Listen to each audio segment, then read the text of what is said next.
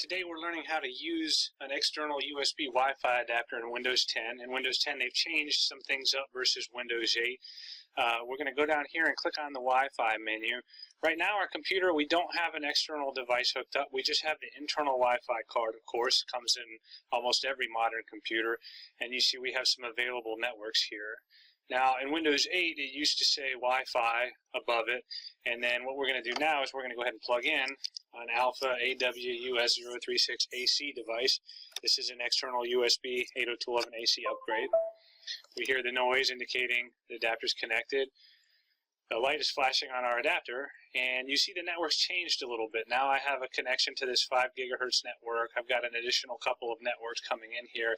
What Windows 10 is actually doing is it's no longer showing the networks the internal card detects. It's automatically showing the networks your USB adapter that you plugged in detects. It assumes if you have two connected, or if you had an internal Wi-Fi and you connected a USB, you must want to use the USB, so it shows you the networks here. There's no more Wi-Fi and Wi-Fi 2 subcategories on this particular screen. So in some ways that's great, but if you're used to Windows 8, you might be confused and think that you're still connected through your internal Wi-Fi. So if you want to be sure, if you're using, say, a long-range Wi-Fi upgrade and you want to be absolutely sure you're connecting through your USB adapter and not the internal card, what we'll do is just click here on Network Settings. And our Network Settings window will come up here. And here you can actually see the Wi-Fi 2 and the Wi-Fi, or in this case it's just called wireless network connection on my computer. You can see them side by side, and you also have the familiar on-off switches that we had in Windows 8.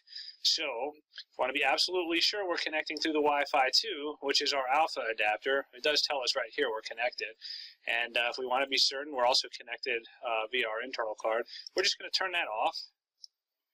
And now the internal Wi-Fi is off, and we're definitely using the Wi-Fi 2. And just to know, the reason this says limited here is because I have a test router set up next to me for the 5 gigahertz, so it's not actually hooked into the internet. But in any event, we'll just turn internal wireless back on. And you can turn it on and off as desired. And over here it will show the Wi-Fi 2, which is our Alpha adapter, and if we unplug, you can see it goes back to showing the internal network cards in that menu, and you'll also see that the Wi-Fi 2 is now absent from the network settings window.